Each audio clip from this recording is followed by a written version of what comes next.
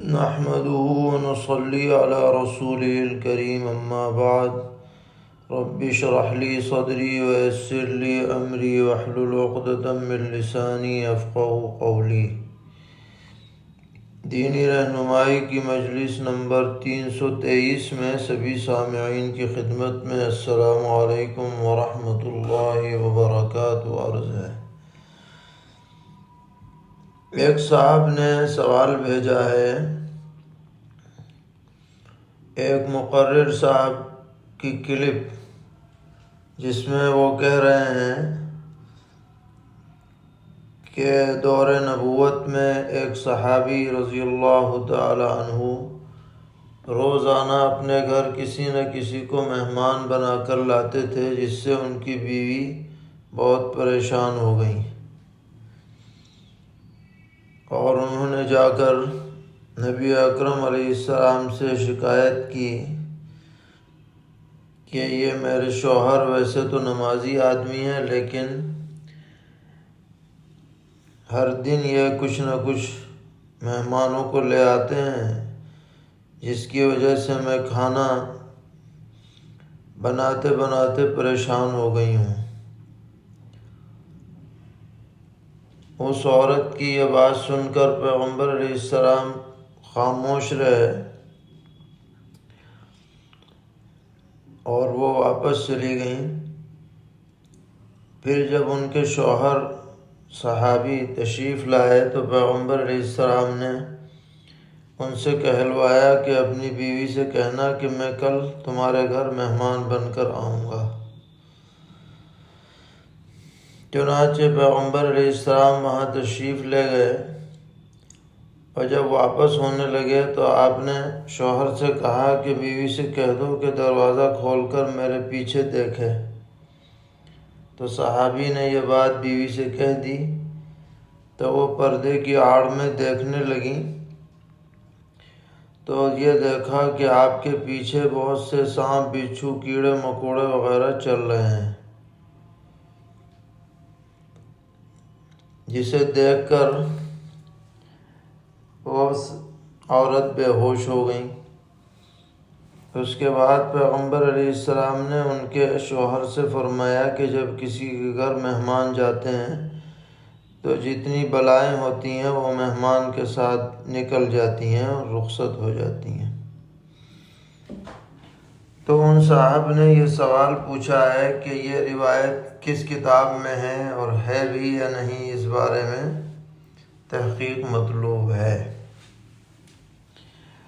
جواباً عرض ہے کہ اس طرح کی کوئی روایت ہماری نظر سے نہیں گزری اور بظاہر یہ گڑھی ہوئی اور جھوٹی روایت ہے۔ پیغمبر علیہ السلام کی طرف اس کی نسبت درست نہیں ہے۔ جو صاحب کلپ میں بیان کر رہے ہیں وہ بھی بے سند بیان کر رہے ہیں، ایسی باتیں بیان کرنا درست نہیں ہے۔ اور ویسے اسلام کی ایک اہم تعلیم یہ ہے کہ وہ مہمان نوازی کا حکم دیتا ہے۔ نبی اکرم علیہ السلام نے صحیح احادیث میں اس کی طرف ہدایات ارشاد فرمائی ہیں اور اکرام ضیف کو ایمان کی ایک اہم صفت بیان کیا گیا ہے۔ تو جو صحیح احادیث ہیں وہ بیان کی جائیں، جو بے سند باتیں ہیں وہ حضور اکرم علیہ السلام کی طرف نسبت کر کے بیان کرنا بہت بڑی جسارت کی بات ہے۔ لوگوں کو ڈرنا چاہیے۔ پیغمبر علیہ السلام نے سخت وعیدیں اس بارے میں ارشاد فرمائی ہیں، تو بیان میں صرف صحیح باتیں ہی بیان ہونی چاہیے۔ سوال کرتے ہیں کہ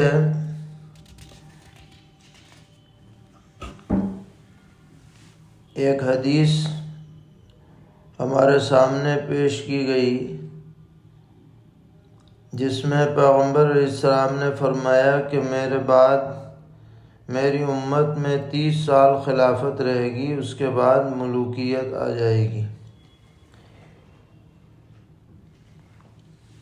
تو خلفائے راشدین اور سیدنا حضرت حسن رضی اللہ تعالی عنہ تک یہ 30 سال پورے ہو جاتے ہیں۔ اس کے بعد سیدنا حضرت معاویہ رضی اللہ تعالی عنہ کا دور آتا ہے۔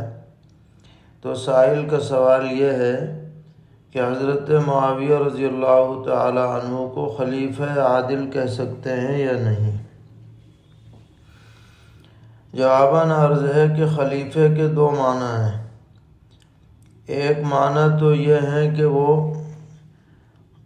اس خلافت کا خلیفہ ہو جو علی منہاج النبوہ ہے، جس کی تحدید پیغمبر علیہ السلام نے 30 سال تک کر دی ہے۔ تو اس اعتبار سے تو حضرت معاویہ رضی اللہ تعالی عنہ خلفائے راشدین کی فہرست میں داخل نہیں ہیں۔ لیکن ایک دوسرے معنی خلافت کے آتے ہیں بمعنی امارت اسلامیہ، یعنی امیر المومنین ہونے کی حیثیت سے جو اقتدار حاصل ہوتا ہے اس کو بھی خلیفہ کہا جاتا ہے۔ چنانچہ بعد میں خلافت بنو امیہ، خلافت عباسیہ، خلافت عثمانیہ یہ اصطلاحات جاری رہیں۔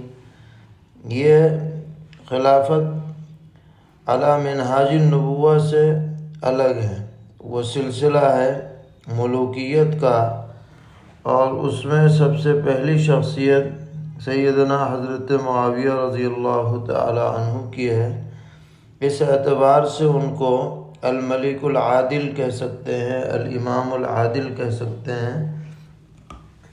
اور امتیاز کے لیے کہ وہ خلیفہ راشد کے بعد جو سلسلہ ہے اس کے چونکہ پہلے الملک بنے ہیں، خیر الملوک اور اول الملوک میں داخل ہیں، اس لیے عام طور پر ان کو خلیفہ نہیں کہا جاتا ہے۔ لیکن اگر کوئی بمعنی امیر المومنین کے خلیفہ کہہ دے تو وہ کوئی ناجائز بھی نہیں ہوگا۔ سوال کر رہے ہیں کہ ہمارے علاقے میں جو گوہ پائی جاتی ہے اور عرب کے ریگستان میں جس گوہ کا ذکر ہے، کیا وہ دونوں ایک ہی ہیں یا دونوں کی قسمیں الگ الگ ہیں؟ اور ذبح کے بارے میں جو ائمہ میں اختلاف ہے، تو کیا ہمارے ہاں جو گوہ پائی جاتی ہے اس میں بھی اختلاف ہے؟ جواباً عرض ہے کہ یہ گوہ چھپکلی کے انداز کا ایک رینگنے والا جانور ہے، جس کو اردو میں سوسمار بھی کہتے ہیں، اور جو عرب میں پایا جاتا ہے وہ ریتیلے میدانوں میں ہے، اور جو ہمارے ملک میں پایا جاتا ہے یہ عام طور پر ندی نالوں کے کنارے پر ہوتا ہے، اور یہ گندگی اور غلاظت کھاتا ہے۔ تو حنفیہ کے نزدیک تو ہر طرح کی گوہ ناجائز ہے، چاہے وہ خشکی کی ہو، چاہے وہ پانی کے قریب والی ہو۔ اور ائمہ ثلاثہ کے ہاں جو ریگستانی گوہ ہے وہ تو حلال ہے ہی۔ اب یہ جو پانی کے کنارے پر ہوتی ہے اس کے بارے میں بعض لوگوں نے لکھا ہے کہ چونکہ یہ گندگی کھاتی ہے اور اس سے بدبو اٹھتی ہے، اس لیے اسے مکروہ ہونا چاہیے۔ بہرحال اس کی تفصیل انہی مسالک کے علماء سے ہی بتا پائیں گے۔ حنفیہ کے نزدیک تو چاہے یہاں کی گو ہو یا وہاں کی، بہرحال وہ ناجائز ہے۔ سوال کر رہے ہیں کہ ایک حدیث عام طور پر بیان کی جاتی ہے تو اس کی سندی حیثیت مطلوب ہے، اور وہ حدیث سیدنا حضرت علی کرم اللہ تعالی وجہ کے حوالے سے مروی ہوتی ہے کہ نبی اکرم علیہ السلام نے فرمایا کہ یوشک ان یاتی علی الناس زمان، کہ ان قریب لوگوں پر ایک ایسا زمانہ آئے گا لا یبقى من الاسلام الا اسمہ، اسلام کا صرف نام باقی رہ جائے گا، ولا يبقى من القرآن الا رسمہ، اور قرآن پاک کے صرف حروف باقی رہ جائیں گے۔ مساجدهم عامرۃ، مسجدیں بہت شاندار بنی ہوئی ہوں گی، وہی خراب من الہدا، لیکن ہدایت سے وہ خالی ہوں گی۔ علماؤہم شر من تحت ادیم السماء، ان کے جو علماء ہوں گے امت کے، وہ آسمان کے نیچے سب سے بدترین مخلوق ہوں گے۔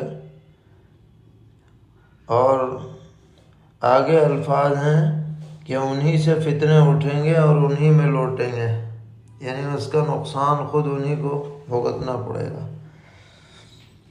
اس حدیث کے بارے میں پوچھ رہے ہیں کہ اس حدیث کی سندی حیثیت کیا ہے، اور اس میں جو علماء ہیں جو ذکر ہے اس سے کون سے علماء مراد ہیں۔ جواباً عرض ہے کہ یہ حدیث بیہقی نے شعب الایمان میں اور دیگر کتابوں میں بھی نقل ہوئی ہے، لیکن یہ سنداً بہت ضعیف ہے۔ اس میں ایک راوی عبداللہ ابن دکین منکر الحدیث ہیں، بہت سے ائمہ جرح و تعدیل نے ان پر کلام فرمایا ہے، لیکن اس میں جو مضمون بیان کیا گیا ہے وہ دیگر احادیث سے اس کی تائید ہوتی ہے کہ جو زمانہ قیامت کے قریب ہو رہا ہے یہ باتیں سامنے آتی جا رہی ہیں کہ مسلمان اسلام کا نام تو لیتے ہیں لیکن عمل کرنے میں بہت کوتاہ ہے۔ قرآن پاک پر بھی تلاوت پر جتنا زور دیا جاتا ہے اتنا قرآنی ہدایات پر عمل نہیں ہو پاتا۔ اسی طرح مسجدیں تو بہت شاندار بن رہی ہیں لیکن نمازی بہت کم ہیں، اور جہاں تک اس میں علماء کا تذکرہ ہے تو اس سے علماء حق مراد نہیں ہے بلکہ علماء سوء مراد ہیں، اور وجہ اس کی یہ ہے کہ جو بھی خرابیاں دینی اور مذہبی اعتبار سے پیدا ہوتی ہیں وہ زیادہ تر گمراہ علماء کے ذریعے وجود میں آتی ہیں، اور وہی لوگوں کا ذہن خراب کرتے ہیں جس سے فتنے رونما ہوتے ہیں، انتشار برپا ہوتا ہے، طرح طرح کی خرابیاں وجود میں آتی ہیں۔ تو اگر یہ حدیث صحیح بھی ہو تو اس کے جو مضامین ہیں وہ خود اپنی آنکھوں سے نظر آ رہے ہیں، اور بہرحال ان تمام باتوں سے ہمیں اپنے کو بچانے کی کوشش کرنی چاہیے۔ اللہ تعالیٰ سب کی حفاظت فرمائیں اور صحیح دین پر استقامت نصیب فرمائیں۔ سوال کرتے ہیں کہ ایک جملہ سنا گیا ہے کہ من سکت سلم ومن سلم نجا، من سکت سلیم ومن سلم نجا، کہ جو شخص خاموش رہے گا وہ سلامتی میں رہے گا اور جو سلامتی میں رہے گا وہ نجات پا جائے گا۔ تو یہ جو جملہ ہے کیا یہ حدیث ہے، اور اس کی سندی حیثیت کیا ہے؟ جواباً عرض ہے کہ محض ان الفاظ کے ساتھ تو حدیث نہیں ملی، البتہ اس کا مضمون دوسری حدیث میں ہے من صمت نجا، کہ جو غلط بات نکالنے سے بچے گا وہ نجات پا جائے گا، یہ صحیح حدیث ہے۔ تو گویا کہ الفاظ تو یہ حدیث سے ثابت نہیں ہے لیکن مفہوم حدیث میں موجود ہے۔ سوال کرتے ہیں غیر مقلد یا بریلوی امام کے پیچھے نماز پڑھنا کیسا ہے، نماز ہو جائے گی یا نہیں؟ کیونکہ میرے ساتھ بسا اوقات یہ مسئلہ پیش آتا ہے۔ جواباً عرض ہے کہ فرض تو ادا ہو جائے گا لیکن کراہت ہوگی، اور خاص طور پر ایسے ائمہ جو گالم گلوچ کرتے ہوں، بد زبانی کرتے ہوں یا بد عقیدہ ہوں اور ان کے بارے میں معلوم ہو تو حتی الامکان ایسے ائمہ کے پیچھے نماز نہیں پڑھنی چاہیے۔ سوال ہے کہ اگر ایک شخص نے نماز میں کسی رکعت میں ایک سجدہ کیا اور ایک بھول گیا، پھر بعد میں یاد آیا تو کیا کرے؟ جواباً عرض ہے کہ اگر سلام سے پہلے یاد آ گیا یا اپنا سینہ قبلے سے پھرنے سے پہلے یاد آ گیا تو جو سجدہ چھوٹا ہے وہ کر لے، اس کے بعد پھر سجدہ سہو کر کے نماز پوری کرے، اور اگر اپنی جگہ سے اٹھنے کے بعد یاد آیا ہے تو نماز باطل ہو جائے گی، کیونکہ 2 سجدے فرض ہیں ہر رکعت میں، اب اسے نماز پوری دہرانی پڑے گی۔ سوال ہے کہ مغرب کی نماز میں امام نے دوسری رکعت پر بھولے سے سلام پھیر دیا، پھر مقتدیوں کے لقمہ دینے پر تیسری رکعت کے لیے کھڑا ہو گیا، لیکن سجدہ سہو کیے بغیر اس نے نماز پوری کر لی تو کیا حکم ہے؟ جواباً عرض ہے کہ چونکہ اس نے سلام کے الفاظ ادا کر دیے ہیں اس لیے اس پر سجدہ سہو لازم ہو گیا تھا، اب وقت کے اندر اندر نماز کا اعادہ کرنا اس پر لازم تھا۔ سوال ہے کہ زید کے باپ نے زمین خرید کر مسجد بنائی اور وقف کر دی، تو ایک مرتبہ زید اور عمر میں لڑائی ہو گئی، اور زید نے عمر سے کہہ دیا کہ آج سے تم اس مسجد میں نماز پڑھنے مت آنا۔ اسی دن سے عمر نے مسجد میں نماز پڑھنا چھوڑ رکھا ہے۔ تو سوال یہ ہے کہ زید کا کسی کو مسجد میں آنے سے روکنا صحیح ہے یا نہیں؟ جواباً عرض ہے کہ مسجد کسی کی ملکیت نہیں ہوتی، جب مسجد بن جائے تو اس میں کسی نمازی کو بلا وجہ آنے سے منع نہیں کیا جائے گا، حتیٰ کہ جس نے مسجد بنائی ہے یا جو مسجد کا متولی ہے یا مسجد کا واقف ہے اس کو بھی کسی کو نماز سے روکنے کا حق نہیں ہے کہ کسی ذاتی وجوہات سے یا محض آپسی لڑائی کی وجہ سے روک دے، اس کی کسی کو اجازت نہیں ہے۔ عمر کو چاہیے کہ وہ مسجد میں جائے اور زید کو چاہیے کہ وہ نہ روکے۔ سوال ہے کہ بچے کے 1 سال مکمل ہونے پر قرآن خوانی کرانا کیسا ہے؟ جواباً عرض ہے کہ قرآن خوانی تو کر سکتے ہیں، لیکن اس کے عوض میں کھانا پینا نہیں ہونا چاہیے۔ فی نفسی قرآن خوانی کر سکتے ہیں۔ سوال ہے کہ ایک لڑکی کے اوپر زکوٰۃ واجب ہے لیکن اس کے پاس پیسے نہیں ہیں، تو اس کی طرف سے اس کی والدہ زکوٰۃ دے رہی ہیں، تو سوال یہ ہے کہ وہ یہ چاہ رہی ہیں کہ یہ زکوٰۃ میں اپنے داماد کو دے دوں، یعنی جس لڑکی پر زکوٰۃ واجب تھی اسی کے شوہر کو اس لڑکی کی زکوٰۃ دے دیں، کیونکہ وہ شوہر غریب ہے، تو کیا اس طرح زکوٰۃ دینے سے زکوٰۃ ادا ہو جائے گی یا نہیں؟ جواباً عرض ہے کہ بیٹی کی زکوٰۃ اس کے شوہر یعنی داماد کو دینے سے بیٹی کی زکوٰۃ ادا نہیں ہوگی، البتہ ساس اگر خود اپنی زکوٰۃ داماد کو دے تو ادا ہو جائے گی، تو اس کا خیال کرنا چاہیے۔ اللہ تعالی ہم سب کو دین پر استقامت عطا فرمائے، ہر طرح کے شرور سے محفوظ رکھے۔ وصلی اللہ تعالی علی خیر خلقہ محمد وعلی آلہ واصحابہ وذریاتہ اجمعین۔